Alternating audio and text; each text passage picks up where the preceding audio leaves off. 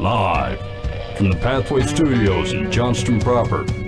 You are live from the Path.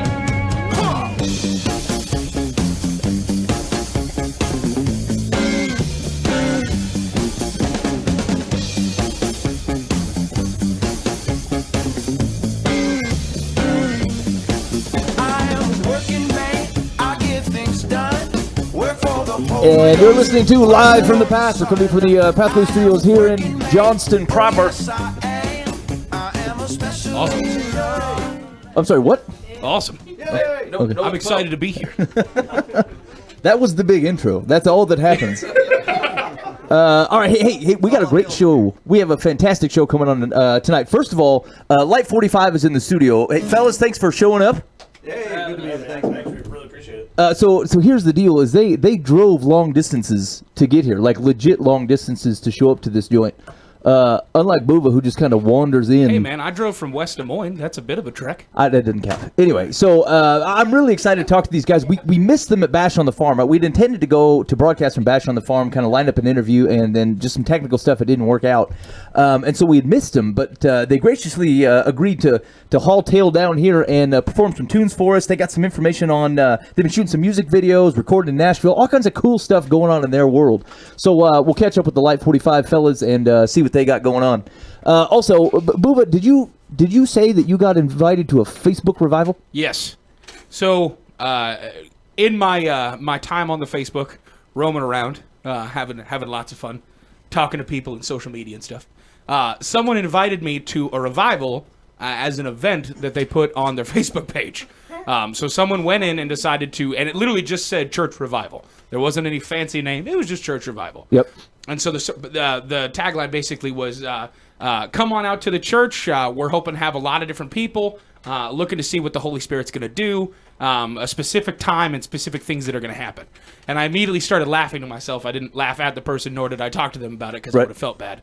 But I laughed to myself, and I really hope that the Holy Spirit is in line with their Facebook event planning, because I felt like that's more of a God deal of scheduling when that's going to happen, rather than the pastor and or leadership staff of a church going, all right, Jesus, this is when it's going to happen, okay? Yeah, but it's Facebook official. I have it at 7:30 on Saturday. We're going to need you to show up and Holy Spirit style, like just a lot of people. Yeah, but how does Jesus rent a tent to do his own? Like doesn't the church have to do the revival part? Because like he doesn't have an ID. Yeah. I feel like you can't rent a tent without... the tent is not necessarily the main part of the revival. That's not true. That's not true. Every time I've seen a revival, there's been a tent. Yeah. I think when you've seen someone put the word revival on a piece of paper and or a sign, you've seen a tent. You always try to do this, right? Did you say you kids? You kids always try to take a revival and make it different. You have to have a tent. Yeah. It's just it's part of the deal. Oh, okay. So you guys are the pro-tent Facebook Have you read the catechism? It says it's got to be a tent involved. I have not. I apologize. And I did not realize that tent renting was absolutely necessary for revival. And you have to park your bus as close to the highway as possible so people know that you got there on a bus. And bus banner. And that you're a big deal. Oh, got it. Okay, fair enough. And that you're throwing a revival. That makes more sense. I guess I was in the wrong thinking, because I was thinking, wow, isn't that a Jesus schedule kind of thing? Not a, hey. No, but that's where you got it wrong. Yeah. You bring a tent, people revitalize. It's like, hey, Randy, I'm glad you wanted to happen at 7:30, but I think that's a Holy Spirit thing. When the Bible says that we are the hands and feet, it means we are the hands and feet that goes to rent a tent. I must have missed that. Was that in the Greek? Because I didn't get that part. Yeah, you don't know what the Greek is. Yeah. I must have missed it. We also have some Dear Life from the Path coming out tonight. It's basically people have questions about life. They can't figure stuff out, and they wrote in for some advice. And hopefully we'll pull the Light45 guys and kind of toot around the room and see if we can't find the best Christ-centered answer to help them on their way. And then also there was kind of a big deal if you sit somewhere in the evangelical camp that a mega church pastor had to step down this week. And we don't really need to talk about that, but more as like, what do you do with something like that? That's happened a couple times over the last couple years. Both the guys, actually, I kind of dug on their teaching. They're pretty strong Bible fellas. And but like, what do you do when you know you're the guy that was shepherding you, discipling you, goes away, and then how what do you do with that? Like, how do you kind of frame that in a healthy way that allows you to kind of move on and still take, if they if they were feeding stuff that was out of the Bible from Christ, you can go, yeah, okay, that's still pretty solid, and disconnect it from the guy. So anyway, we'll talk about that just a little bit. All right, sweet. That's what we're going on the show tonight. If you want to interact with the show during the week, you can go to livefromthepath.org. Hopefully you're in there now. If you have any complaints about the show, go ahead and keep those to yourself. You can pray on that stuff. If you love the show, you can certainly shoot us an email, though, info@livefromthepath.org. And I say that because I feel like the show is going to be awesome. And I want to make sure you know how to tell me you thought the show was awesome, because I heard the dudes warming up, and they are indeed awesome. And if I tell you after they're done and we start talking in jazz, then you're going to go back to the complaint alley. And so I feel like this is the right way to do it. Wisdom, right? Wisdom. Tell me wisdom. Okay. Wisdom. All right. Let's catch up with the Light 45 fellas. So first of all, fellas, tell, for the people who don't know you, tell us a little bit about yourselves and about the band. Well, we've been together for 9 years, is that right? Yep. Something like that. Mark and I have. Critter here, he's our drummer on the djembe. Say hi, Critter. Hi. He's a man of few words. He's been with us for very long. like 6 years or so. We met at a church jam session, Mark and I did, and wrote a song that night that we play to this day live, and it's just kind of all been uphill or downhill since there, I guess. It's totally a God thing that we're together, and it's been a super fun ride so far. So how would you describe your music for folks that haven't heard you? Rock. Yeah, rock and roll, man. It's rock with every possible permutation of rock, I would say. I used to just tell everybody alternative rock because how do you really label that? So. Yeah, but we got heavy, we got swamp rock, we got a reggae song we play live. It's Wait, what was the middle one? Swamp something? swamp rock, yeah.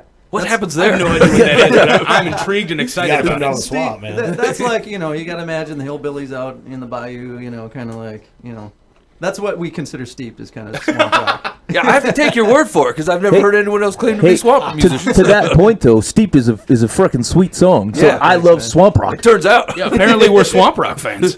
Who knows? Who knew? Huh? Okay, that's good news. All right, so I want to hear more about, you guys have been doing some recording. You guys have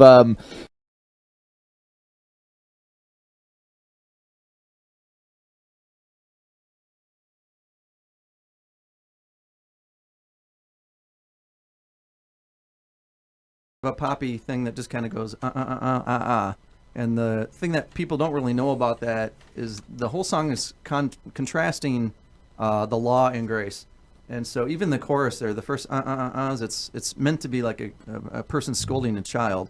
That kind of represents the law, and then the last two are to represent revelation in the new covenant, and even the verses talk basically two stories of people that have lived without Christ, and then last little bit in there about what it's like with Christ, and sometimes there's like overlap in areas that are is some kind of dichotomies that we always kind of do as a band. Like when it says I was breaking my own mind and I'll do it again, it means that prior to Christ our mind was broken because we were just lost and we didn't know what side was up, and then with Christ we are, responsible to take every thought captive and obedient to Christ. We're responsible for breaking our own mind into obedience to Christ.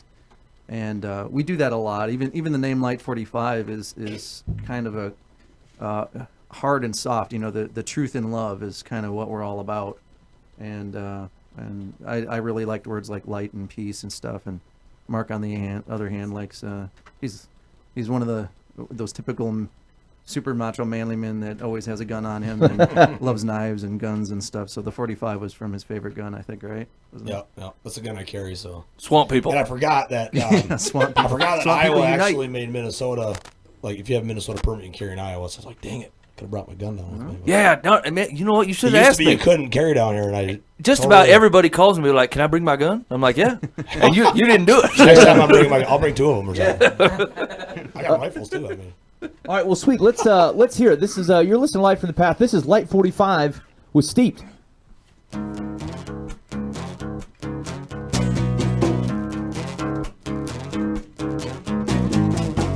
I was born in a coal mine. I was steeped in the sunshine. I've been breaking my own mind and I'll do it again.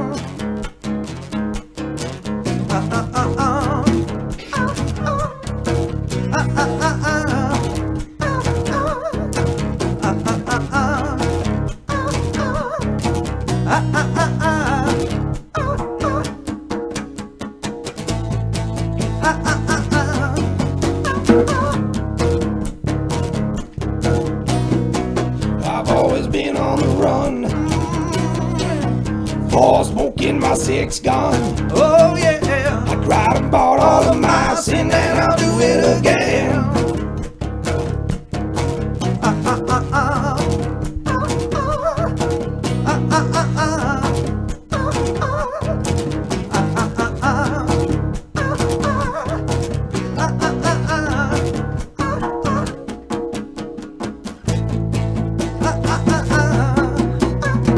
I don't know why they gotta cast this stone. I don't know why they gotta cast this stone. I don't know why they gotta cast this stone. I don't know why they gotta cast this stone.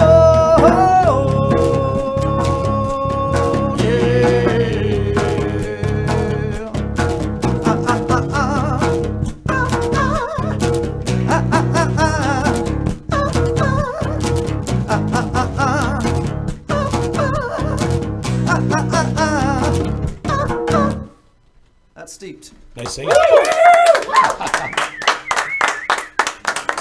I love the extra. I love the backups. That was good. Yeah, that's no problem. You got Hey extra. man, I don't get people who aren't a fan of swamp rock. Yeah, now. I know, right? If you listen to that song and you don't go, you know what I'm I saying? did it halfway through. I was like, There's something wrong with you. Yeah, There's something wrong with I you. felt like I was wrong the first half of the song because I wasn't doing it. Yeah. and I started and I felt better. Yeah, arms folded will get you. Hospital. Right. You need to go to a rock hospital. Gotta go to the rock hospital. Because we rock your face off. I dig it. Yeah, right on. Yeah, that's That was awesome. awesome. Hey, so yeah, boy, I do. I dig on that song. So people can hear this. You have is an EP? It's an EP, right? EP album, EP. Yeah, it's a 5-song. We decided to go for quality over quantity in this, you know. And so we're extremely proud of every single one on there. There will be other singles as well in the future. But this is just the first release off of there. So and you know, we're playing acoustic today, but the EP of course is distorted and, you know, swamp rocky. That's true. That's true. Okay, sweet. So tell me a little bit about that. Is that what you've been recently recording in Nashville, or you're pointing to something else? Yeah. That's what you want to talk about. Yeah, yeah. So you just want to know a little bit about what the experience was, right? Yeah. Tell me about, like, first of all, how'd you end up in Nashville? So we basically we were gonna try with a guy named Travis Wyrick, and we had it all kind of scheduled, ready to go, and then the guy just kind of stopped us and said, "Hey, I think we need to try a different path." And the reason was, like, Travis is a great guy, but for our styles, I think Travis does more rock, and so Skid Mills is a Grammy Award-winning producer. We kind of, I think Justin knew him, I believe. Is that correct? I had a contact. Yeah, with him. we just kind of reached out, and it just like kind of.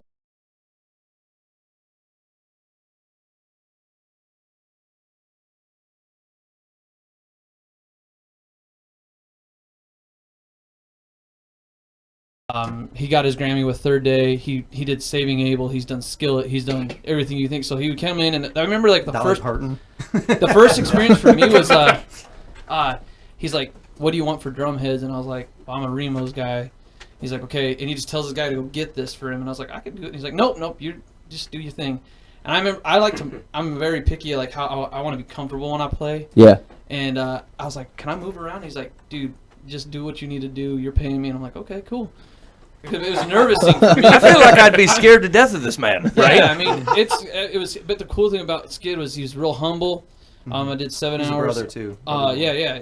It was so cool, man. Like 7 hours on a kit, and then just the experience that this guy had was unbelievable. I mean, the way he worked was just insane. Probably one of the funniest experiences for me is like, I like to eat a lot of food. So Right on. breakfast, lunch, and dinner.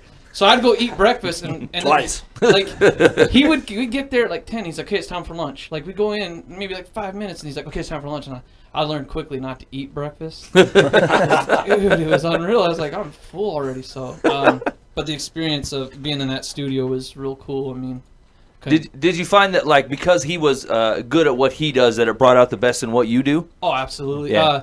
For the best example for me was the Maze. We weren't planning on putting it on the record, right? We were gonna try. We had come in with another song, and he wasn't like mean about it. He just said, "Hey,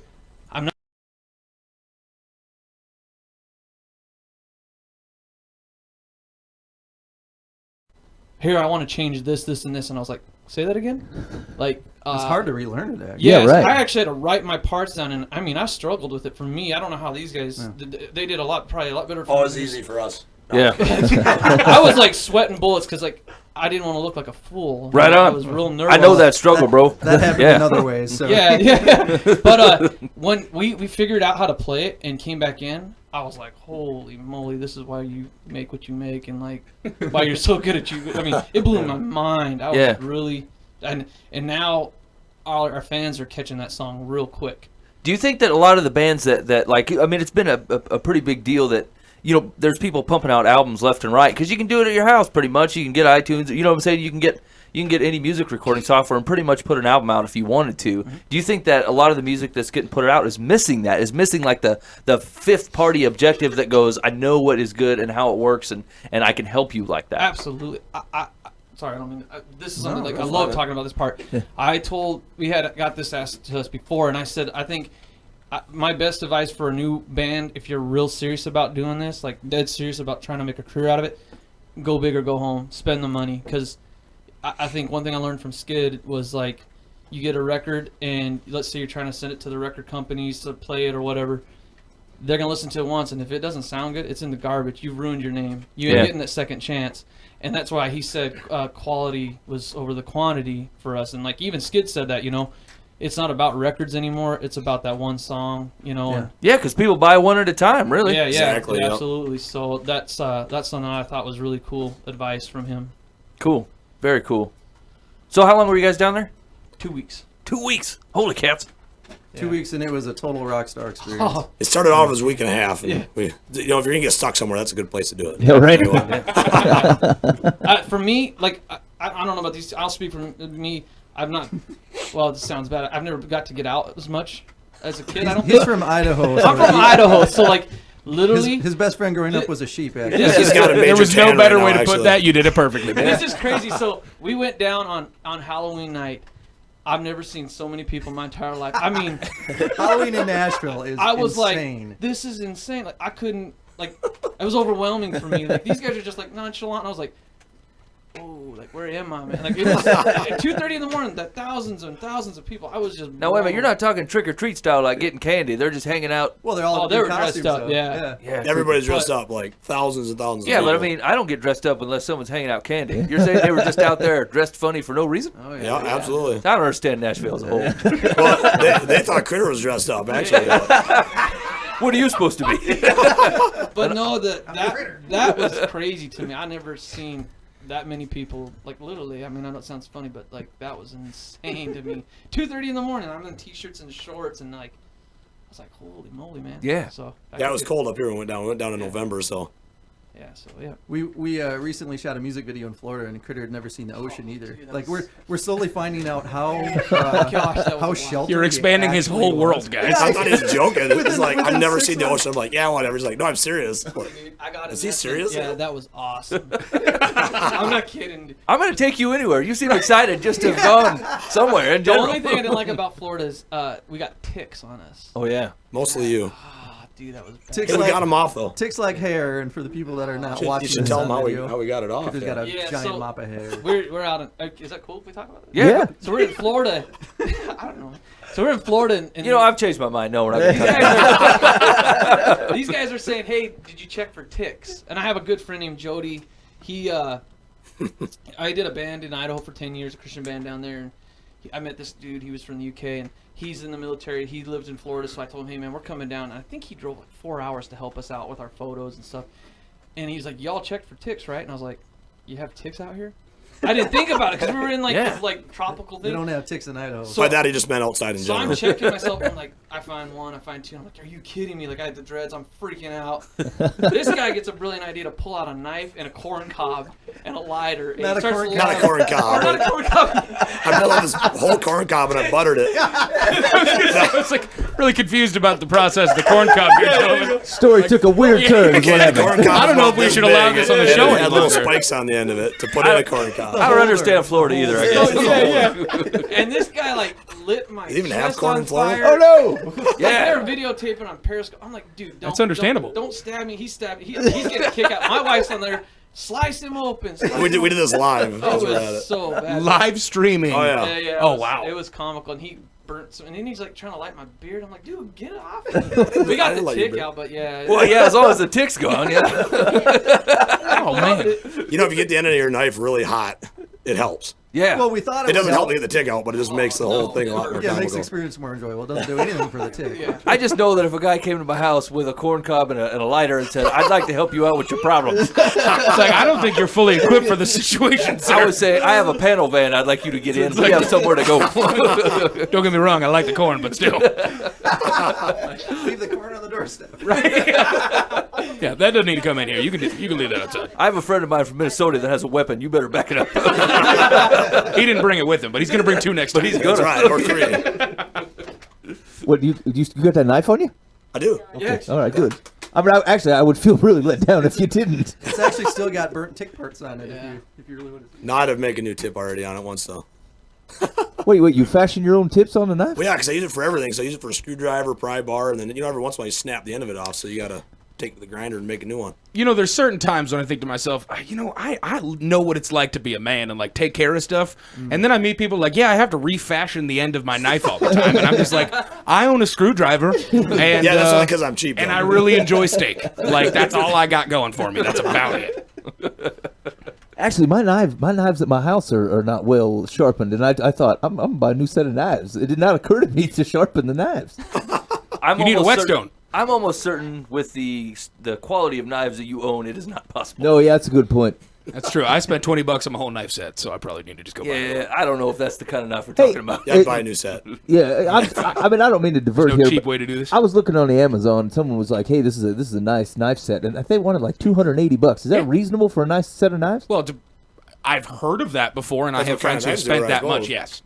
I mean, my How big onion- was the knife set? Was it like a four knife set or what? 12 and the scissors, I think. 12 and the scissors? If that's not your new band name, it should be. 12 and the scissors. I mean, yeah, I mean, my onions get cut today. Maybe As long as you can cut your onions, man. is that the deal? That's all that matters. You're going to buy this $280 knife set and cut a little easier on the onions. Like, yes, Here's what I'm thinking. this is the right decision, I'm afraid gentlemen. I would end up eating vegetables that require cutting more often, simply so I feel like I'm getting a value out of my $280 knife set. It's like, Anybody want any pureed carrots? Yes, you do. I minced my own garlic recently. Started doing it. Bought a knife specifically for it. It's papaya time. Who's ready? What? You don't need a papaya like an apple? No, you can't No. do that. Why not? You I'm probably not sure eat why. mango like that. What do too, you? don't Hey, what do you guys? So when did you fly to Nashville and Florida, or did you drive? We drove. Yep. So what did you guys eat on the way there? Like, did Nothing. you? I spent all my no, money on a Florida, we knife and did. this gun. Florida. No, They went out and Florida hunted. was brutal. We did was it 38 hours? I think I had no sleep. And there was this is no joke, dude. No Walmart, nothing. I'm starving. I'm grouchy, dude. Like He's like, You're where's hangry? Walmart? we get over, we get over to this little dive bar thing, and we walk in, and they all like stop, I and they were forgot like, about that. they're like, you're not all from here or something. How they say it? You're not from here, are you? I don't know. And then People they- really say that? I thought that. I want to go to places that say that. All they did is order a burger and like a Coke or something, Yeah. and They took them basically, what, like 2 hours, and no, they said, They still yeah, you didn't get guys it done. can't eat inside here. Just eat outside. I'm like, I don't care where I eat. Just give me some food. What? At this point. And then, like, They were 45 pretty minutes packed later, I inside. walk back Oh. in there. I was like, here's our burger. And they're like, oh, we're getting it put on. I was like, you know what? Just forget it. I'm going home. I went to bed. I was so mad. I was like, man. I didn't even think that was an experience that's possible. Like, y'all ain't Right. from here. Nowadays. You're going to have to eat outside? Yes. You'd be well, surprised how much we that let Critter happens to go in us, first, actually. So that was kind of the problem. Wow. My friends have the same problem with me, too. They're like, Yeah. we're not feeding you, man. You need to go. I'm like, all right, fair enough. What did we the food, you did awesome on the food stuff for our trips to Nashville. That's all Google, man. Yeah, yeah. Wait, you laid out like the restaurants you're going to stop at? No, you know, it's Google's got those filters. You can just search for Yeah. restaurants by 4-star ratings. And Oh yeah. And it just takes you to the best one. So that was simple. So best. claim all the credits. What was the best one on the trip? The Mexican. Oh, that The was Mexican good. food was just fantastic. Oh, I thought it was a place called the Mexican. Or a guy. might have been. You just met a Mexican. Or a guy on the side of the road. That's right. I can't remember his name. He was the Mexican guy. He cooks burgers. My favorite restaurant experience was that pancake place where Brandon almost got slugged by that big old black lady. Oh yeah. Oh, yeah, that was pretty good. Did you start a fight at a pancake joint? No. Almost. Isn't that impossible? These He guys almost got thought laid it'd out. be funny, like the whole joke. You know, you go to the bathroom and your crew leaves you and stuff. Yeah. These guys thought We didn't that'd shut be the lights funny. off on him, though, at least. So I'm over there and I come out of the bathroom. I'm looking around, and they were hitting really good. And then he pulled out of the car, and I was like, "Oh, there you are!" And then he's like, "Oh, I'm just gonna take off." So he took off. I come like at a 45-degree angle, and I didn't see this lady. And all you see is dread and beard coming at her. And she actually took a swing at me. And I ducked. And she did say some choice words. She said I was gonna knock the. You're lucky I didn't knock. How'd she say? She said, "Boy, I almost, you scared the poo out of Yeah, me." yeah, the poo out of it. You're lucky I don't punch you. And I was laughing so hard, and I'm trying to apologize to this poor lady. It would have been awesome. We were too. still I leaving. I don't want you to have gotten punched, but for the sake of the story, I should've wish taken she would have it. socked you right in the face. Like, I hope you don't take that as a personal No, affront towards you. or I anything. wish she would. We I can wish try it. We can try it right here if you want It would to. have been a cooler story if she just clocked you right upside the face. It would. It was Dropped close. you. It was close. I mean, I had to go duck real quick. I mean, it was close. Yeah. Good thing he's fast, tell you what. Man, for the sake of the story, I probably would have just taken the punch to the face. That way you could say, "Hey, man, we went to Nashville. Well, we can go what back." happened? Well, I got punched in the face by this lady at a pancake house." Yeah. I mean, it takes a certain deal to get in a fight at a pancake house. Right. How can you be mad flipping pancakes all day and excited about that? I'd love it. Let alone punch somebody in the face. All right, whatever. We got critter stories galore. So No, hold on. Now, why'd you go to Florida to shoot a music video? we're Well, it's a good place to do it. perfectionists. Yeah. Okay, fair enough. Well, seems like a solid answer. Next question. We're not going to expand on Here's that what I'm at saying. all. I'm just saying there's a lot of cities between, midway through Minnesota. Minneapolis, like Minnesota, and then Florida. Well, it was like, I wanted to see the ocean. Hey, I will totally accept that answer. That's a fair answer. Yeah. well, everything was to like expand pretty dead his in horizons. Minnesota, so. It was the middle of winter, and the song "Bringing You Back to Life." It's definitely like a summer song. Oh, right. Oh, you okay. know? Gotcha. And We had so snow and we did some scouting. trees, you know. It ended up being absolutely the perfect choice. It was fantastic, and somehow we pulled it all off in one weekend. Driving from Minnesota in the winter, down shooting for 12 hours, Yeah, we and left. driving back basically. That's awesome. Yeah, we left Thursday at like 4 o'clock. Drove 24 hours, got to where we were going to shoot, checked it out, kind of scoped it out. Saw some gators. Saw lots of gators. Went back to where we were staying. It took us a while to find the places, down Yeah. this back road somewhere. Anyways, found the place. We did a little bit of video shooting there. Got to bed at I don't know, 2 o'clock in the morning, something like that. Got up early the next day, went and shot all day long. Went back late, took a nap, got up at 5 in the morning, drove all the way back home. Sweet. Got back Monday morning, so. Wait, so did you have to get any extras or anything for this thing? No. Like it was just you guys, didn't Yeah, it? yeah. Okay. Us and the videographer, and then Jody. I don't know if you had to like Facebook a crowd or like Craigslist a crowd together or something for some sort of beach party scene, or you just like No, wandering. thankfully that'd have been a lot A beach harder to party do down there. scene? That's when they said the name of the song and that you need warm weather. I immediately thought people with beach balls on the stuff, and you fellas in some some board shorts out there. Was that the wrong image? No. I feel like No, it it was. Wrong image? Okay. I feel like He it did was. ride his kick drum in the ocean, Yeah, though. I actually did. That was my goal, to put a drum set in the Made ocean. great It wasn't my footage. nice kit, but it was some cheap kit. It was cool. It's actually really hard to like try to float on I was like Wilson, but with the kick drum, man, it was These hard. are problems that I'll never have. No, yeah, I agree. There's certain things we'll run into, fellas. One of you I don't guys think is this gonna one try it the next time you go on a beach with the drum. No, I that's know you definitely are. true. This was for Next time you bring a kick drum to the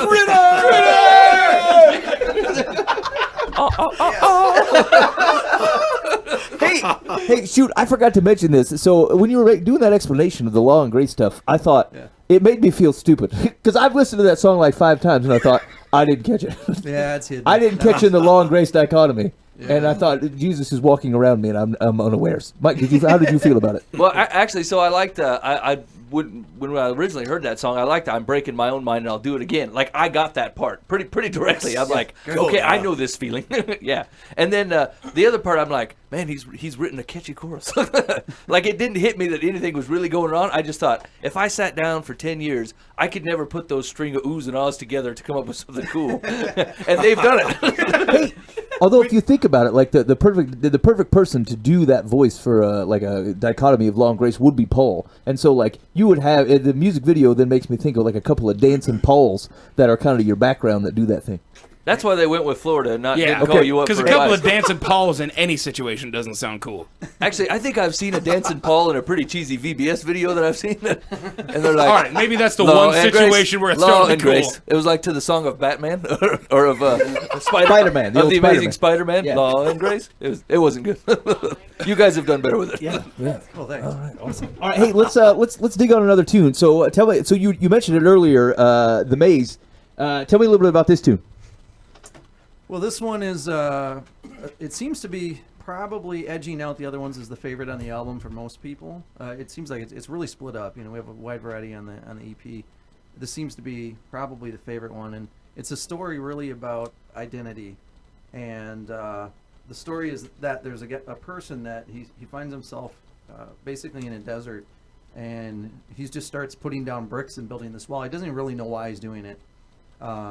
But all these bricks have got a lie or a sin that relate to his identity, and before he knows it, he's built this entire maze in this lost stupor, and he finally realizes it. He realizes that he's lost, that he's in the middle of this thing that he cannot possibly find his way out of, with huge walls, you know, completely out of his element, and so then he decides to lift up his eyes and his arms follow, you know, in praise. And when he opens, looks back down at the maze, it's gone. It's just completely disappeared. And then he just walks off in praise after that. So that's what this song is about. All right, this is you're listening to Light45 on Live from the Path. This is the Maze.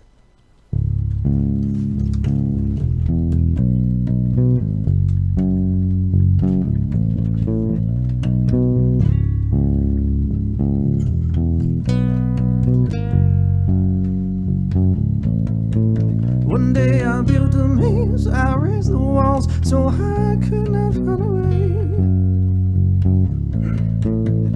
And each brick I laid in place had a name inscribed upon its face.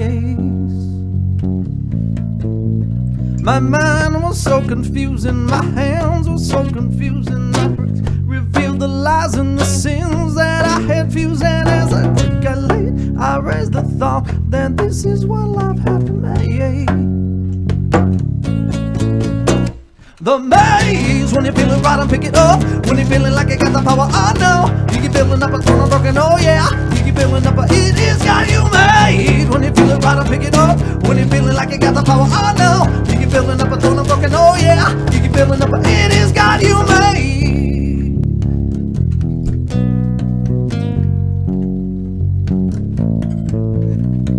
For some days I wandered in a haze in the city of myself till I wondered what I got.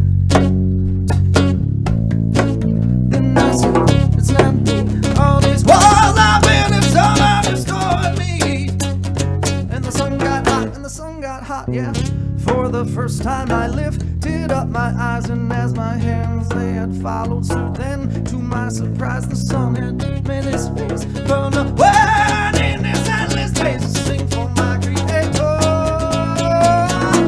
The maze, when you feel it right and pick it up. When you're feeling like you got the power, oh no. You keep building up a throne of broken, oh yeah. You keep building up a it is God you made. When you feel it right and pick it up. When you're feeling like you got the power, oh no. You keep building up a throne of broken, oh yeah. You keep building up a it is God you made. When you feel it right and pick it up. When you're feeling like you got the power, oh no. You keep building up a throne of broken, oh yeah. You keep building up a it is God you made. When you feel it right and pick it up.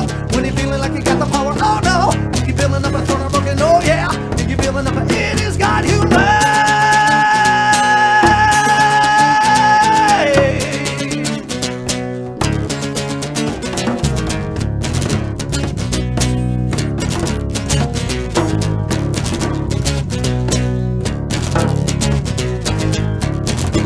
You got to give it up. You got to give it up. You got to give it up. You got to give it up. Maze, when you feel it right, I pick it up. When you feeling like I got the power, I know. You keep building up a throne of broken, oh yeah. You keep building up a it is God you made. When you feel it right, I pick it up. When you feeling like I got the power, oh no. You keep building building up a throne of broken. Oh yeah, you're building up a. It is God you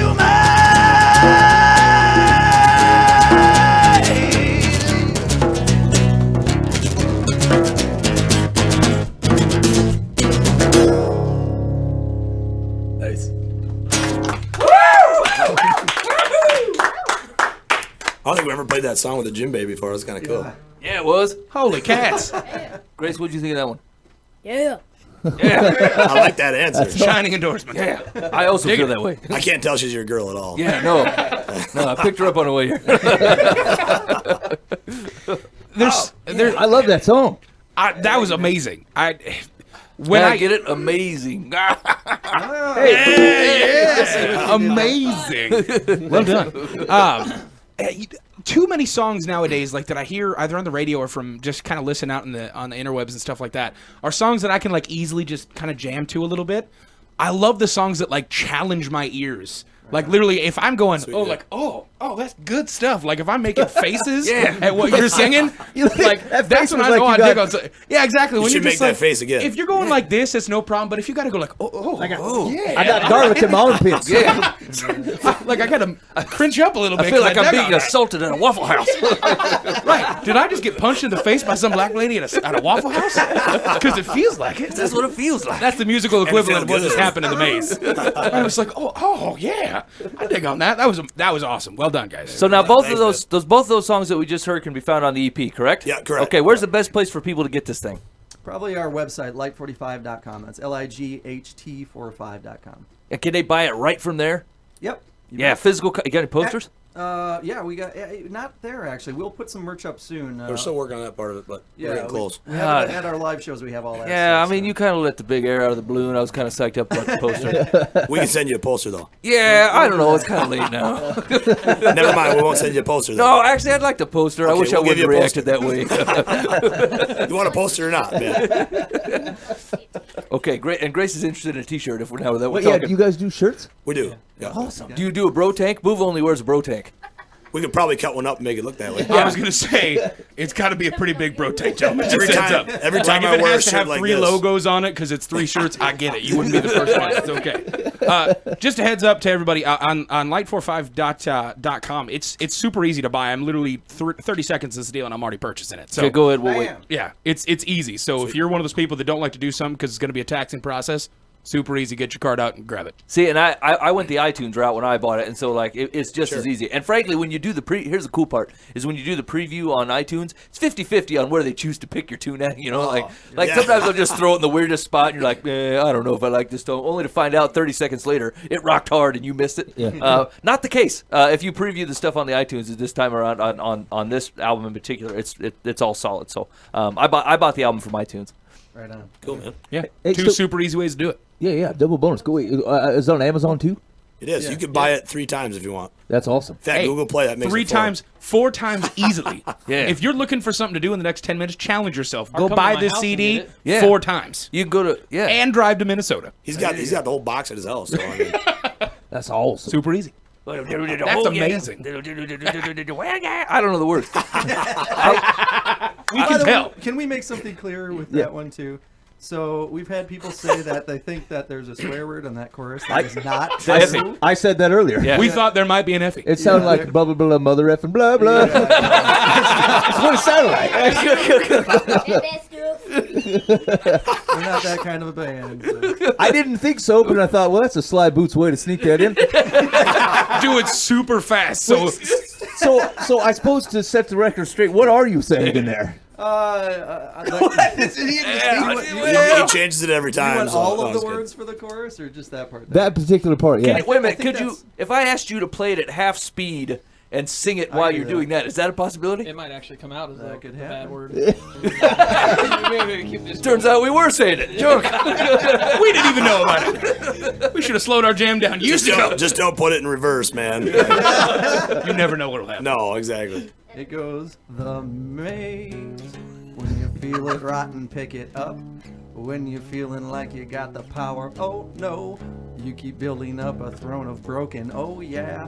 You keep building it, but it has got you made. And that just ruined the There song. you go. Oh man. That sounded show tuning at first. I'm like, oh. That's the Las Vegas Yeah. version. It's the Let's maze. start swinging to that one, man. Pick it up, yeah. Sounds like you're missing a top That's old hat. Mickey Blue Eyes right there. Hey, I would have missed that though. Like, there is actually a lot to connect with, even with the lyrics there. So, like, did you have to just a couple of fellas talking to each other? Good to see you. So, did you have to like practice that in front of a mirror? Because I feel like that looks difficult for me to do quickly. That was easy. Okay, here's what we're gonna do. We're gonna practice it. Oh. And next week, Awesome. fellas, we're on the hook to try it at Now full you're cooking. speed. Oh no. All right, so We'll give it a shot. Hey, and no prep or anything. Like, we're gonna come in here. I'm gonna count to 3, and everybody's gonna do it at once. Oh no. Yeah, are you guys like just gonna listen to it and try to figure the words out, or like? Yeah, Or do you need an easier way to do it?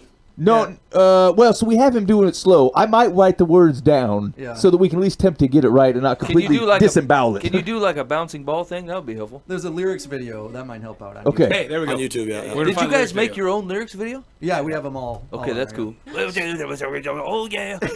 He's got it already. Yeah, Man. I'm already done. Out of Yeah. curiosity, other than the swear word, what else did you think it said? I didn't know. I'll be No honest clue. with you. I had, and here's the deal. Unfortunately, this is gonna sound bad. I wasn't interested. I just wanted to go. Oh yeah. You know, Hey, at least he's honest about that. like someone that's caught Louis Armstrong in a lie, and he was trying to figure his way out of it. I didn't do it, man.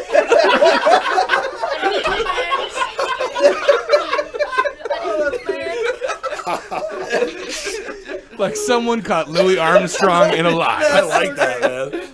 That's the best description. If That's that's, how we're gonna if describe that's it not from a now Google on. review of that song within the next day, I'm gonna be upset and let down. Do you have to hashtag that or something? Hashtag. I don't know Louis how to do that, Armstrong but lies. I know in the someone in our band maze. does. Free Louis. Hey, Mike, you can do it in the Louis Armstrong voice if you want for next Yeah. week. Oh yeah. Dude, when you show up to a show of ours, we Yeah, will seriously absolutely. have you up on the stage. Yeah, it's nice to be wanted. I'll be there. Hey, you better bring a weapon. Yeah, fair enough. I heard Minnesota's kind of rough. It They can had- get that way sometimes. They had to leave there to even do a video shoot. Long winters. All right, go ahead, Makes Mike. rough people. All right, we're gonna hit some Dear Life from the Past. Okay. Okay, Gracie, we're gonna get your opinion on what these people need to do right off the bat. Okay, here we go. Dear Life from the Path. I live in a beautiful apartment in the perfect location, and I've been there for 3 years. This past year, my neighbors had a second baby. This child cries constantly during all hours of the night and most of the day. I hear the wailing and the parents yelling and slamming doors when they are frustrated. I thought as the child got a little older it would get better, but it hasn't. He's now 1.5 and still crying constantly. I'm stressed out and losing sleep because of the constant commotion. In the beginning, the parents were tolerant of their child, and I didn't want to complain because I didn't want to stress them out. Now I feel stuck. Should I complain directly to them, contact the building manager, or just make arrangements to move? I feel like a terrible person to complain. We must give young children and parents some leeway. But this isn't their first child, and I worry that something more is going on. I love this place, but I cannot continue like this. Please help me. I'm losing my sanity and goodwill towards children. Gracie, what should this man do about this problem? Either buy a pair of earplugs or go get some headphones. Yeah, don't sass anybody about it. You got to let it go. Yeah, Grace says, look, man, other people has problems too. You know what I'm saying?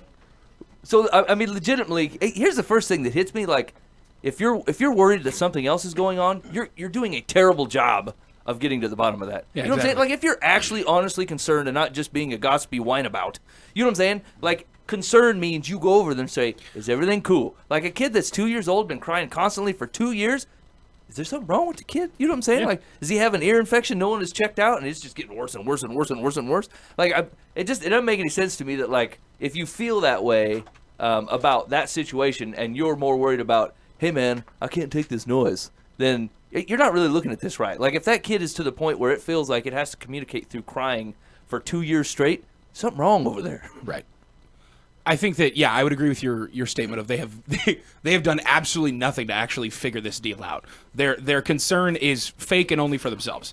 They're willing to say, hey, it's kind of an inconvenience to me that this baby's loud and these parents are angry and yelling, and therefore I'm going to take it from the perspective of, oh, it's inconveniencing me, so I'm going to contact the building manager, or I'm going to leave. Rather than actually doing a human thing and going and getting to know the people and figuring out the situation. Maybe you can help. Maybe it's going to come off a little nosy at first, or maybe you can just make a new friend in your building. Right Like, on. legitimately, be a human being and go actually talk to people. It's not that difficult. Light 45, where are you at on this thing? Well, I can tell you, if you go talk to the building manager, there's nothing they can do about it. Right. Truth. So, Truth. They're going to go, yeah, it's a I child. actually am a building manager also. So, All right, fair enough. and there's legally nothing you could do. Like, you could call them, and then you're just the middleman that's going between them. Then they call you when the other guy's being too loud, and I it's feel like just that's a big real mess. pansy way to handle it anyway. Right. Yeah, go talk to your neighbors. Yeah, knock on just the say, door. hey, bro, you know. Normally they're really cool. Yeah. Yeah.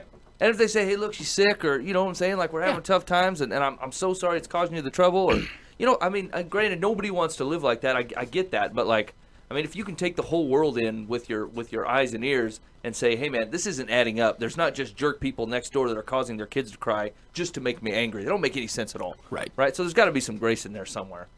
Let's see. Secular says, it's possible that something is wrong with the child. Talk to the building manager. Explain the Fail. problem and say that a year and a half of this racket is enough. You may learn that you are not the only tenant bothered by the constant crying and door slamming. If the problem can't be corrected, contact a lawyer and check to see if you have grounds to break your lease and get out of there. You have a right to the quiet enjoyment of your home. You have my sympathy. Excuse me. No, I'm sorry. You Yeah. you moved into an apartment. Right. Yeah. You, You're gonna you hear have the right something. to smell what everyone is cooking and hear what everyone's I don't doing. think that's in the contract. If you hear a baby crying, you can get a lawyer. I mean, Yeah, I'm that's pretty sure. ridiculous. Hey, man, it smells like a weird deal, like somebody burned some eggs. Welcome to an apartment building. Yeah. Hey, somebody's kid's crying. Welcome to an apartment building. Yep. Hey. Like right. I own a 900 square foot mansion in Bondurant. Okay, it's in my own house. I do not have the right to know what noise going on in there. This is outrageous. Doesn't Let me complain to the How you supposed manager. to move to the next people's house to do it? You know. Yeah. It takes a certain amount of hubris to be like, I deserve to live better than this. Right. You know what I'm saying? Like, I mean, Boof is right. You look at an apartment building with, say, 500 tenants and go, oh, yeah, this is going to be my dream home of absolute quiet. Right. You're dumb. You're a dumb man. I'm never going to hear a thing. Yeah. You know what? And like, it's Better weird. get one with pre-stress. That's all I Hey, got. I'm kind of excited about my apartment building. There's an Indian couple right next to me. Their house always smells amazing. Hey, is that mandatory that an Indian couple has to live in an apartment complex? Because every single apartment. Yes. It is. I'm just saying, there's always an Indian couple and they're always cooking. That's right. They're up till 4 o'clock in the morning, too, cooking. I love those people. I Do know. They're they, let you, do amazing. they let you sample what they're cooking? I'm about to I start. mean, you might as well Like, knock I've been on in their my door and apartment for complain 2 about years. the smell. Maybe they'll give you some Right, food. like walk over there and be like, hey, here's the deal. I noticed that your apartment always smells incredible, and I'd like to partake. Yeah. I Hey, brought some bread, because that's all I can do. I can get a loaf of bread and the chicken noodle soup, and then walk over like, I can't contribute to your meal, but I certainly want to partake. Shawarma says I don't know nothing. All right. It smells amazing. It's actually weird that this came up. I was thinking as this letter was going on, it's like how blind can you be to somebody else's circumstances? As much as you don't, as like it may bother you to have to listen to a baby crying. What's it like being the baby? Right? What's it like if there's something legitimately causing this kid to be upset or can't be calmed down? Like, what's it like to be those parents? And like, it was weird. Mike and I were having a conversation with someone recently, and like it was a relationship issue, and like it was the hardest thing to try to get someone to say like, hey, this person's overbearing, this person's difficult to deal with, this person like is constantly nitpicking things and like has to have things exactly their way, and like that stinks being on the other side of somebody like that. I know that, like I've met people like that, but like you do have to consider what's like to be that person. Yeah. Like if you look at the world and you can't, and your mind says, I have to care about this to like a crazy extent, or things have to be exactly right, otherwise I don't have, like I get real anxious. And I'm not saying they're not wrong, I'm just saying it also sucks to be them. And so like to a certain extent, can you try to take something in that says, hey man, that people struggle. And a lot of times some of their quirks about how they interact with people like will bury them.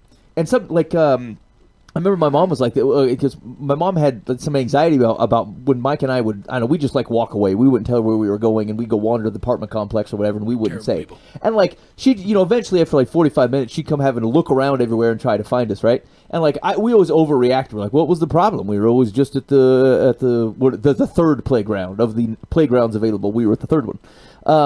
And like we were on the other side of someone like flipping out because she couldn't find her kids, and we're like, hey, she's being unreasonable, but in reality she's flipping out because she cares about her kids. Right. And so like expand that into other areas of life where you think people are overbearing, or you think people are too persnickety about something, or like the things that you're bothered by, just know that there are other people that are closer to that situation that are having to deal with that as well. And so, like, just have a little bit of humanity that says, like, relatively, here's how you can react to something that's going on, but recognize they're having to deal with it firsthand. You're the secondhand person, and so put that in some perspective. Yeah, right on. Okay, here we go. Dear Live from the Path, I have a 6-year-old son who is a very compassionate child. My husband's mother lives with us and recently went through an illness from which she recovered. Twice my son tried to give her a necklace he made from braided yarn to cheer her up. Live from the Path, she not only refused to accept them, but left them on the floor as if she didn't even want to touch them. She has no reason to dislike my son, but she just cannot appreciate the love he was demonstrating. As Grandma is not likely to change, I wonder how to help him understand that his sweet but childish gifts are just not valuable to some people. If I say nothing, I am concerned it will hurt him more in the long run. Personally, I love the pictures and letters and gifts he makes for me, and so does my mother, who lives far away. It makes me ache to see his compassionate gifts rejected to his face by a family member he loves. Your thoughts, sensitive mom of a sensitive boy. Johnny's going to be a pansy on wheels with a bow on it if you continue to treat him that way. Holy cats. Like, here's, she already knows the deal, right? Like, she's looking at her lenses like, he's a sensitive boy. Yeah, he is, which is okay, but it sounds like you're just a sensitive person and want to impress upon the sensitiveness that, like, this woman is not as good as me or my mother, and we're great, and my husband's mom, she's just terrible. I don't care how many times she's almost died. She should accept this braid directly and not hurt the feelings of my 6-year-old boy who really doesn't even notice the difference. Have you seen kids give out cards? They're like, they had more fun making the card, and then they give you the card, and they're like, yeah, whatever, and then they're gone. Yeah. They're going to play with something. They're not, like, waiting with bated breath on your reaction to this homemade gift. Hey, it's on the but like it's on the floor, right? Like that's where the kids put all their stuff. Yeah. Right. So like the floor isn't automatically perceived as a place of ill repute. See, exactly, right? Here's the deal. Like, as a parent, if this happened to me, truly the deal is, it's all it is a teaching moment for your kids. That's true. Grandma might just be acting like a child. Yeah, and I'm not disagreeing there. Like Grandma could have just said thank you and hid it in her garter. I don't know. Like, and she could have handled this differently. But to the extent that she's not. Agreed. But that's not your job as a parent. Your job as a parent is not to control everyone else's reactions. Your job as a parent is to guide the reactions of you and your children. Right? So when stuff like this happens, how do you teach them to deal with that with grace and humbleness and be like, well, you know what? I was happy to make it for you. And whether you like it or didn't like it, I made it. My heart was in the right place. Here you go. You're not going to rob my joy with your mean grandma tactics. We're moving on, right? And so, like, That's another great band name, by the way. Mean Grandma Tactics. That's Swamp Rock. Swamp Rock Band. The next one. I'm just saying, if your job is to raise your kids, then grandma's reaction is not your problem. And here's the deal. You got to let that go, too. You're the same person that's going to have to carry that around every time you see her in the house. Oh, she don't like my son's braided gifts. You know what I'm saying? Like, if you, seriously, you're the one bearing the weight of the grudge that you're holding. And so, like, if you can figure out a way to say, you did a good job, son. Your heart was in the right place. I love that you made that card for Grandma. Let's go do the dishes. You know what I'm saying? You can frame it just like that and not have to make a huge deal about how they acted or how they received it. Do you see anything wrong with that? I think that you're absolutely right. You know, you can control the way that your son is going to, well, at least from the teaching perspective, what he sees from this experience. You're not going to be able to control everyone else. And if you're trying to figure out how to control that, you're just going to set them up for failure. On top of that, I think going back to the original hypersensitivity that you might be causing to your son, there's nothing wrong with having a sensitive kid. It's just, it's from the perspective of if you try and control not only his sensitivity, but then also place expectations of everyone else that everyone is going to be super excited about everything you ever do, you're going to set that kid's emotions up for failure, because that's not a realistic expectation for that kid to have.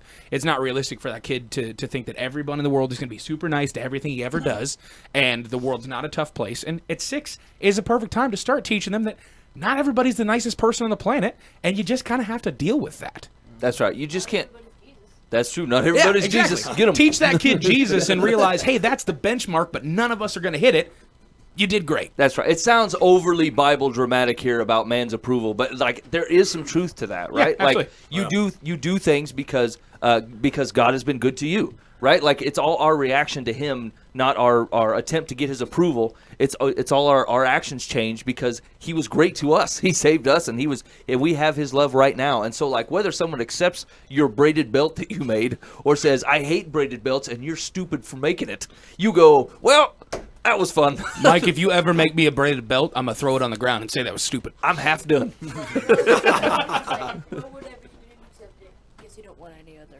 That's true. And maybe you don't make a braided belt again or whatever. Like, there's lessons to be learned, but, like, seriously, you're investing Find out what way Grandma too much. likes. That's right. Yeah, exactly.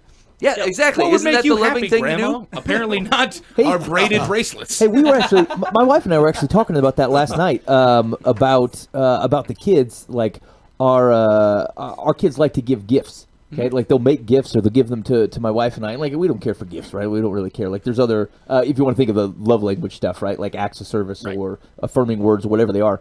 And like, but I was talking to my wife and I thought one of the things that we need to do better is like I don't care about gifts, but those kids certainly cared when they made them. Right, like that's what they would have liked, so that's what they made for us, and so you got to kind of see it in that light, right? Like at some point, you have the ability to look at things and say, I know what they like, and I will make it for them. But like from certain people, if I look at my kids and they spent time making a gift that I don't really care about, but to be honest with you, if they spent time making it because that's what they would have liked coming back, like that means something very special to them, and I should be able to react to that and recognize what they were actually attempting to do, as opposed to, hey, did you give me something that I actually care for? Yeah, And like- nurture their kindness and generosity. Exactly. All right, a secular says, I can only imagine how your son felt when his grandmother rejected his gifts. It appears your mother-in-law is one of those who dwells more on the price of things than on their value. I'm sure. Yeah, I'm sure that's exactly what she thought. You know, son, I know that I gave you at least $10 for Easter, and this is what you came up with? I mean, you're Is it really possible making a that the cartoon. grandma was just kind of just getting over an illness? Yeah, she... And then was just kind of like, Maybe she well, forgot. cancer's gone. Bracelet. Yeah, but like, Okay. Yeah, maybe she couldn't physically. Yeah, hold it. exactly. It Like stopped on the she was just floor. kind of tired one day. It was just like, all right. Sorry, go ahead. yeah, how did she become like a greedy miser? I can't imagine this woman is that kind of a curmudgeon where she's just like, beat a deadly sickness twice, can't appreciate anything still. She forgot what it's like to be a kid. Yeah, honestly. exactly. Truth. Honestly. Live that. It says if your son was disappointed by the woman's reaction, he needs to know that not everyone appreciates creative art, but assure him that you and your mother definitely do, and they are not only welcomed but also treasured. So I'm going to agree with some of that, but here's the deal: that type of attitude is what gets a terribly bad singer on American Idol. You know what I'm saying? It's those parents that are like, "You do such a good job, You're Steve." wonderful. Here's the deal, Steve: you're terrible, and I love you enough to tell you that. I watch. No participation medal. You didn't win. Well, that's the thing. People do this stuff with their kids all the time. They're like, you got to nurture them. Here's the deal. Steve, you're a bad singer, and I love you, and you're my son, but I cannot let you go on TV and completely embarrass yourself because you're awful. You're a terrible singer. You Let's want try carpentry or something. Yeah, let's do something different. Try you to work know? with your hands and all. Exactly. When That's was the true. last time you made a knife tip? That's true. It's possible. It's possible that Steve just likes to embarrass himself, and then you can nurture that. But otherwise, Steve, you're terrible, and you ain't going on American Idol. All right. Let's do one more. Ready? Yep.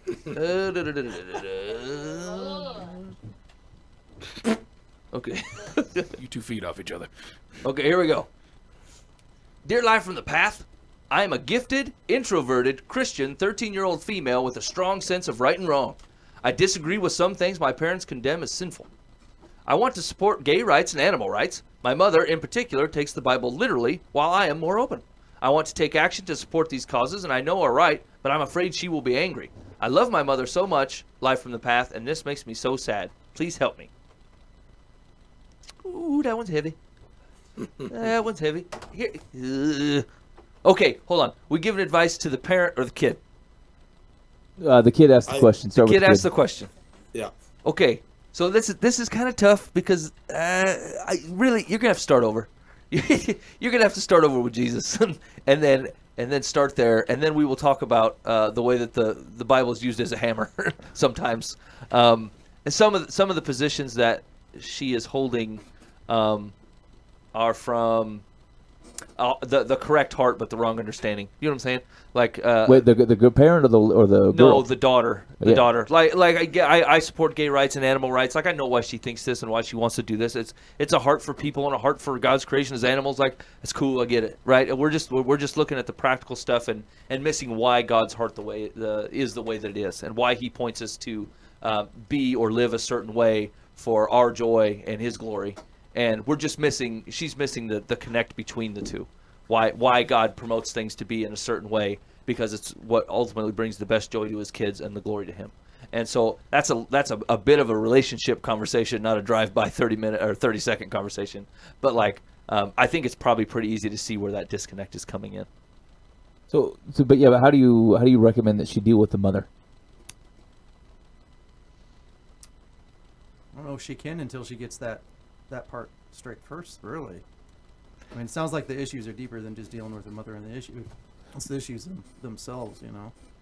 Right, and I suppose from her perspective, though, she probably doesn't see him that way, right? Like she is, I have a strong sense of right and wrong, which implies that her mother is just wrong, right? Right, yeah. And so like I'm not sure. It depends on the nature of the relationship between the daughter and the mom as to whether you can even have fruitful conversations in there. Which is also, and this goes back. We had this it was pretty heavy. We talked about this 3-4 weeks ago, but it's the same reason that you have a hard time convincing people to accept moral right and wrong from a Jesus that they don't know.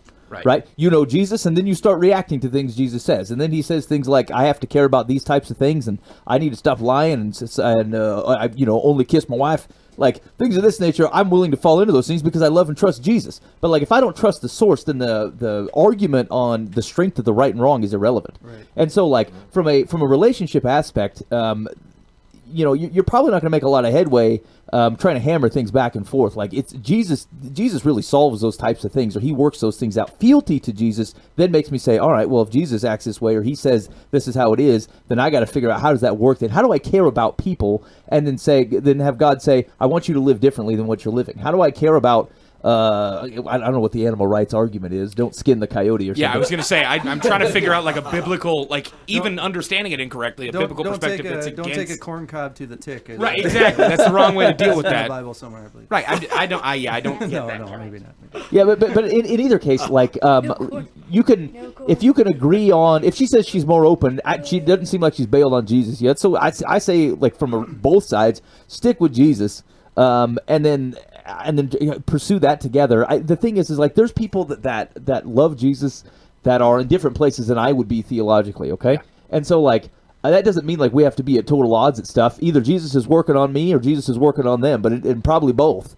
And so in either case, I think we can live at least consistently knowing that we love and follow Jesus, and as long as we're both pursuing that, I feel like that'll shake out. I'll be honest about the things that I think have a reason to biblical reason to believe the things I believe, but I think that's how you're gonna have to keep that relationship with your mom, is recognize that when if she's coming from the right place, the heart is well intentioned. Just like my heart would be if I'm talking to someone who doesn't know Jesus, is I would want to talk to them about it. Because I care enough to do so. Just like you care enough to tell someone that they suck and shouldn't go on American Idol. You know what I'm saying? It's the same premise of hey, do I love you enough to tell you the truth as I understand it in ways that I understand it because I love you, as opposed to I'm right and you're wrong, and I just want to make sure we're clear on that. It really depends on your heart on the matter. It depends on a mom's heart on the matter. Frankly, it depends on the daughter's heart on the matter when you're talking to your mom about those types of things. Right. Grace, is it easier to understand, when we talk about stuff that Jesus talks about, is it easier to understand when we explain why God's heart is the way it is, opposed to just give me the rule and I'll follow it? Is there one way that's easier than the other?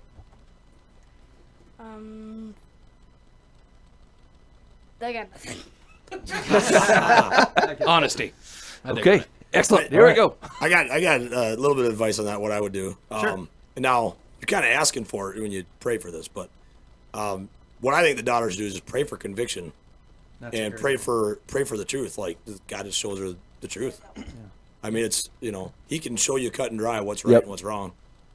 But I mean, if you pray for conviction and you're serious, you're probably going to get it. That's true. It's not always fun. Very true. And even if she ends up believing that lifestyle is wrong, which is what I believe, one of the big problems in America today is that everything is polarized.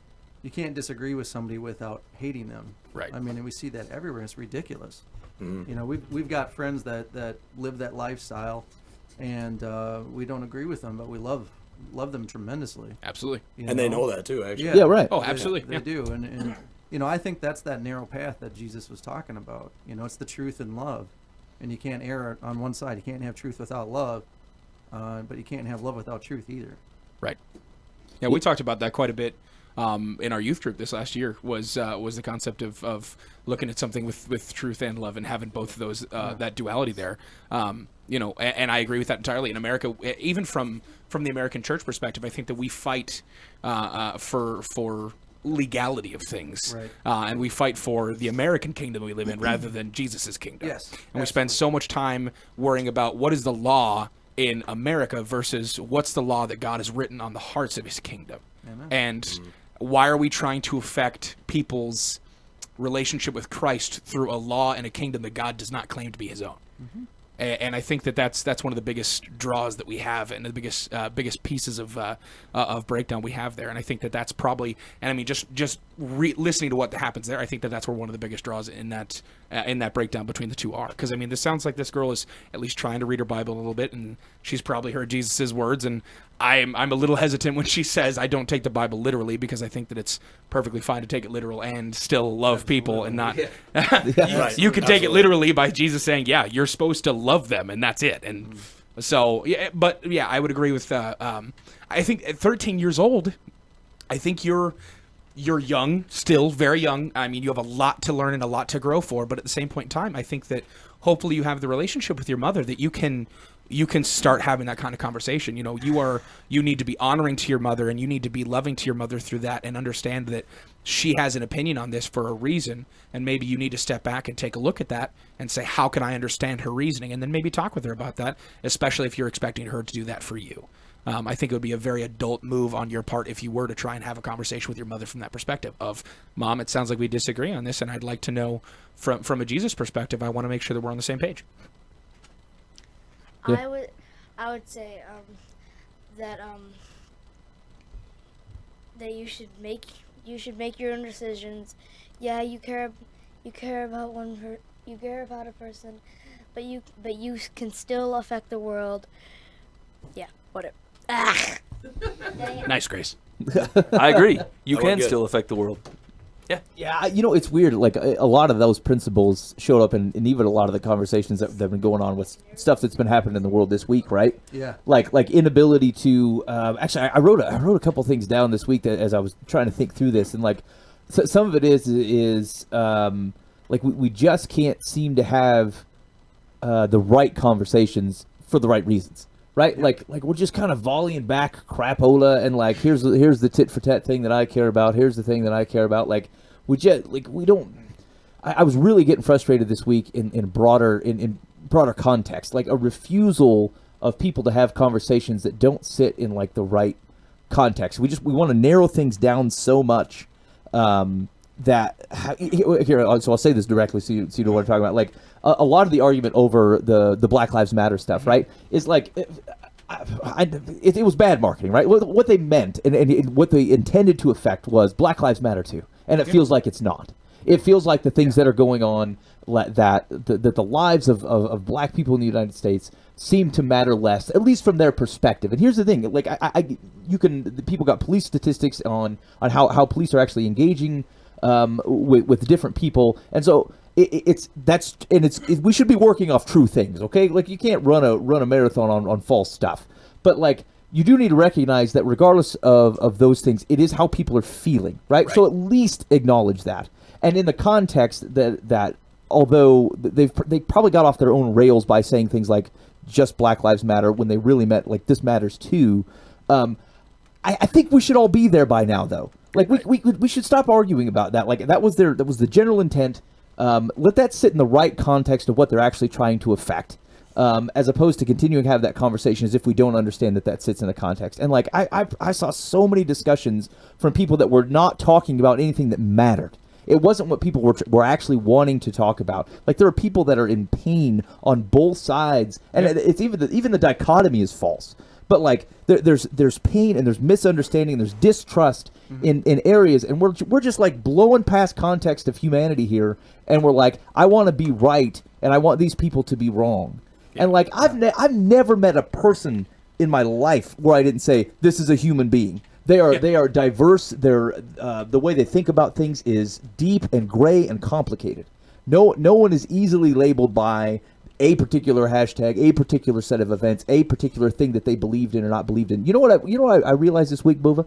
I realized that I was hesitant to like or not like something on Facebook for fear that it would paint people's understanding of what they think I believe and not believe. And then I thought to myself, that's freaking stupid. Right. But then I also thought that is also what people will do. It's exactly what people do. Yeah, no, you're absolutely right. We are defined at this point in time by what people can see. And if all people can see is your social media presence and you do something, people are quick to make a judgment based off of that alone. And it's ridiculous.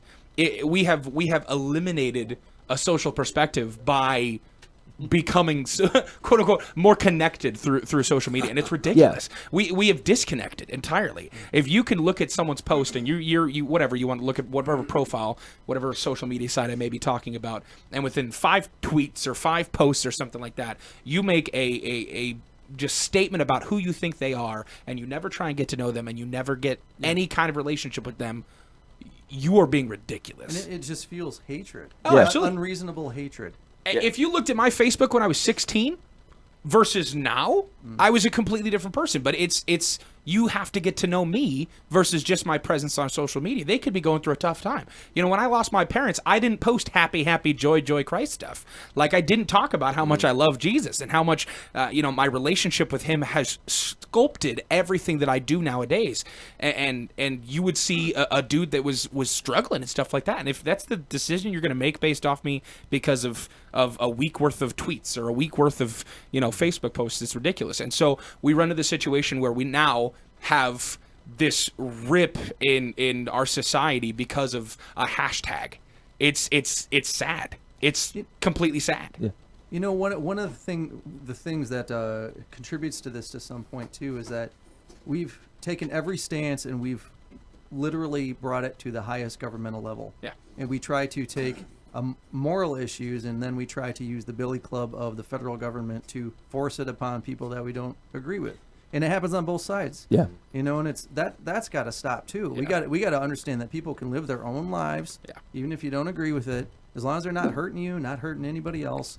That's kind of what the country is founded on. But nowadays it's like, either you want to use the federal government to force people to act a certain way in the bedroom, or you want to use them, force them to give money to a certain, cause that you see as noble.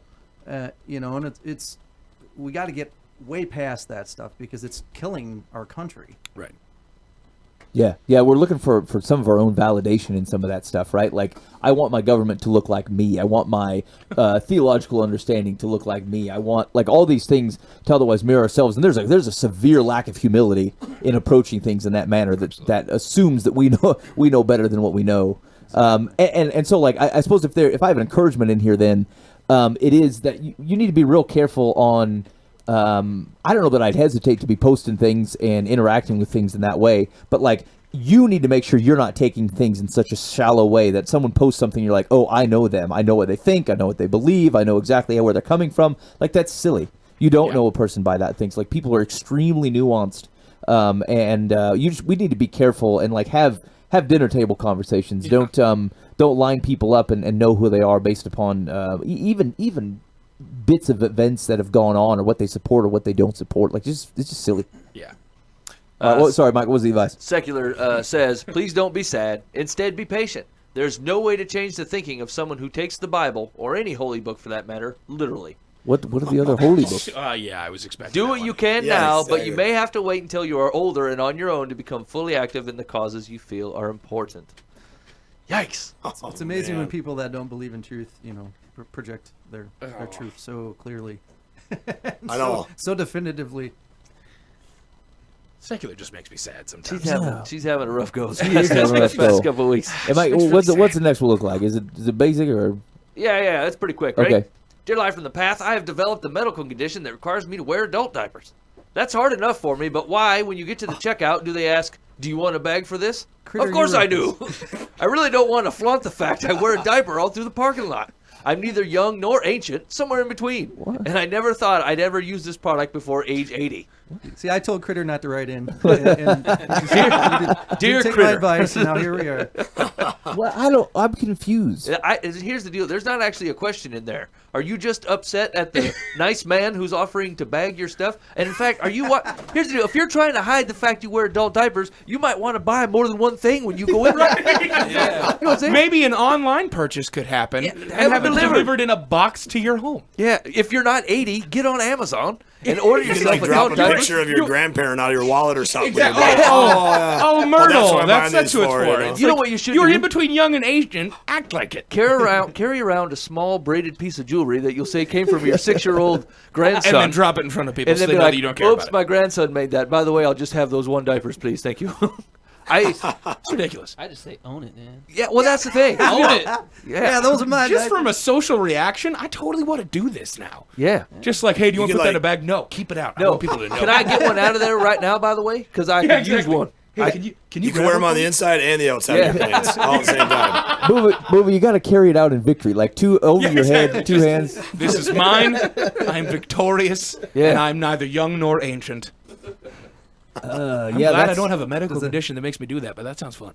Why would they even that print help, that? That's silly. Yeah, that seems weird to kind of put in. I feel like that's one of those that's just like, no, we really don't need to print that one. That one doesn't need to go.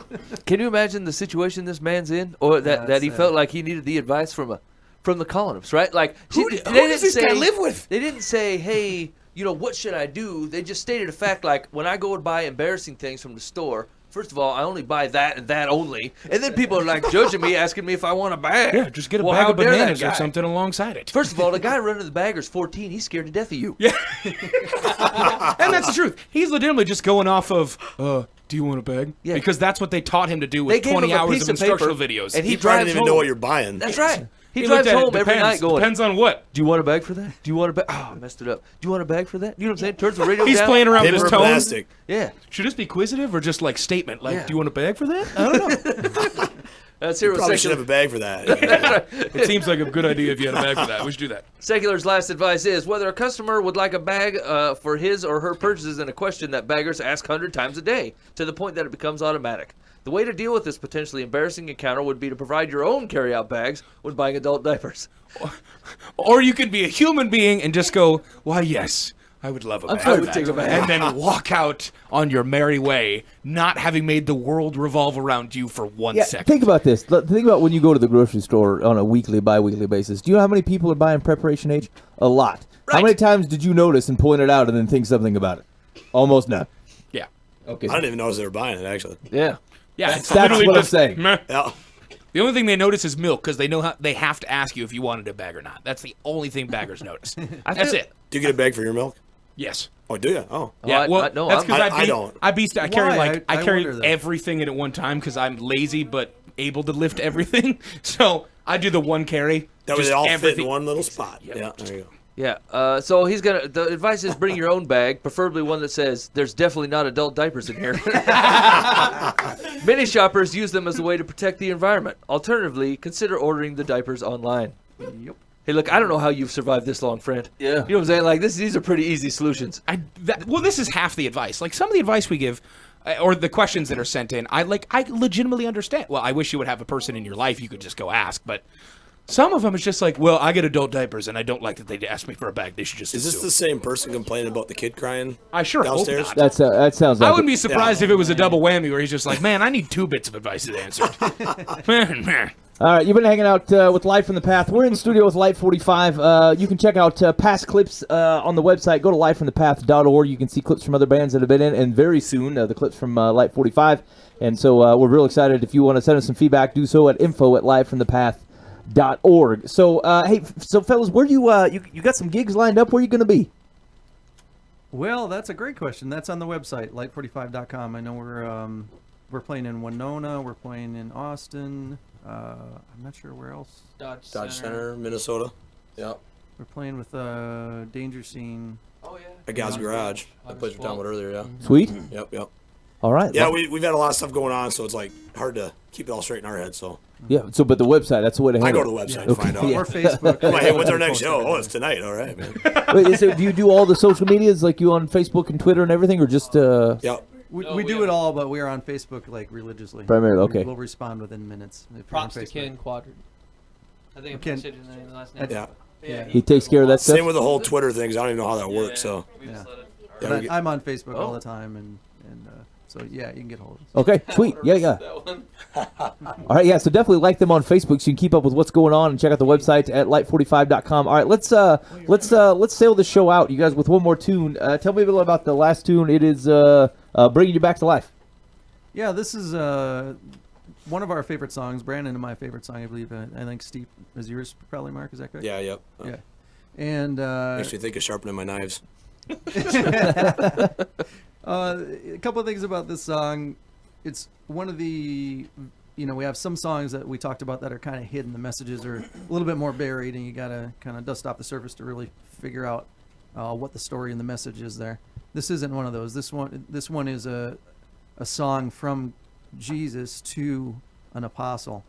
Somebody that's gone into a community and loved the people and done everything to serve them. And then God just calls them to go to the next place, even if they're absolutely in love with those people. They're just obedient to go and to do it all again. And so this is called Bringing You Back to Life. And yeah, and we have another critter story here. This was from, 2 weeks ago? Something like that? Yeah, I think it was 2 weeks ago. So we got bashed at the farm. We left my house I got off at 3:30. Got it bashed at the farm. It was hot out there. Bash on the farm? No. Yeah, no. Oh, okay. All right. He's just starting the story. So we were out in the heat. I played. I've been drinking water, and we were gonna spend the night at Bash, but it was just hot. I was like, man, we got to get home. I got to teach a drum lesson, and we had to get to another festival, and we had to be there at 9. And so we left. a.m. We got back to my place at 3:30 in the morning. I got up at 5 and went and taught my drum lesson, and then I got to this other festival, which was That's an early drum lesson. Yeah, no It was doubt. at Camp Victory. Camp which is Victory. cool. Yeah, so we're playing with the Unspoken cool camp up and there. Red Stone, and it was unbelievably hot. I mean, I'm drinking water all day, just pounding into me, and they said there was gonna be a big storm coming, so they shut the festival down. They brought us into this big shelter thing, and Like a gym. Yeah. it was just they had lights on us and everything, and so we get ready to play this song, and he's like, hey, it's Brandon's and ours favorite song. I was like, yes, sweet, I love this song, absolutely love this song. And I start playing it, and I blacked out twice, and I didn't miss a beat. Like I just stopped playing, came That's back true. and hit the snare again, and then blacked out. But what's funny about it is when I did black out, my first thought was when I came back, I was like, why are we restarting the song? Like, this is not normal. And then I did it again, and I looked at these two, and I said, what are y'all doing out there? Like, quit dinking around. And then it dawned on me, like, I black out. So I come right back in, and like, it was like, oh, chorus time. So it was, He pulled it off perfectly. it was comical, but I had a lot of heat stroke that day. Wow. Well, when you're on stage too, and like someone makes a mistake in your band, you don't want to like turn around and look at. Yeah, right. you know, Right. Like, How dare you? yeah. So like we thought he dropped his stick. We're just like, we're just gonna keep playing. We're not gonna look back, And Yeah. then he does it again. We're like, I was like, man, like he just keeps dropping his sticks. Like this isn't like him, It was, Come to find out, he almost was falling off the drum riser, but somehow he stayed sitting on his Yeah. throne. I don't know. I still don't know how you did that. Yeah, I would have dude. fainted if I Pure would have fell off talent. my chair. But But yeah, he came right back in. It's just like you knew what was going on, man. It was kind of cool. yeah. Hey, man. He Yeah, just came back to life twice. That's true. That could have been real dangerous. That Yeah. really worked out. it's just funny because the song's called "Bringing You Back to Life." I was like, what are happens the twice. odds of that, man? Like seriously. He actually died twice. That's crazy. And the Lord's up there going, just drink more water. I made water. It's all over the place, literally. I don't want to have to keep doing this. He's too hairy. He can't drink enough water. It's just not possible. Lazarus, I You told need to get one of this was those a bad helmets that precedent. has the 2 bottles of water and the straws. There you go. Just sit there. All right, so let's do it. This is Light 45 with Bringing You Back to Life.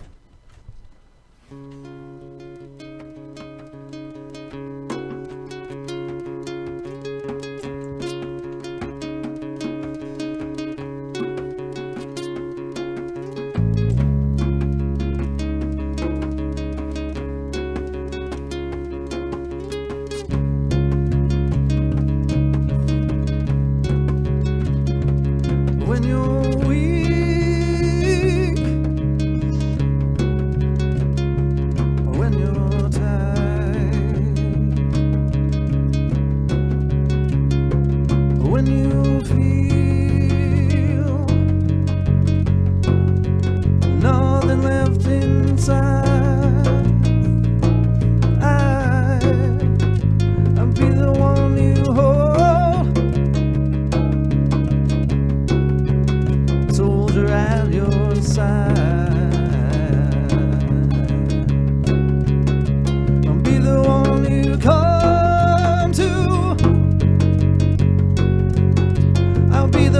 place you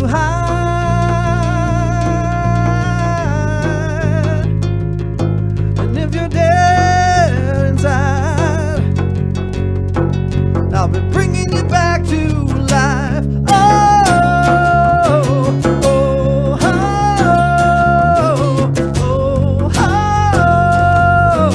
oh, oh, come.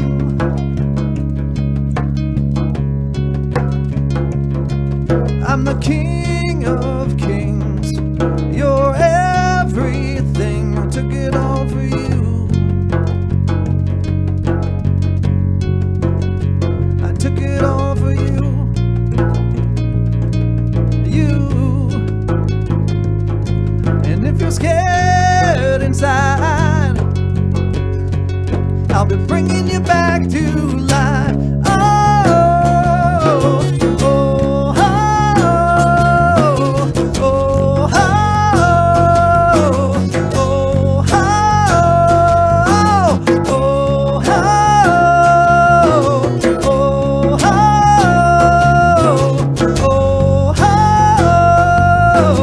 oh, love will get you back on top. Would you hold me tight? I'll be bringing you back to life.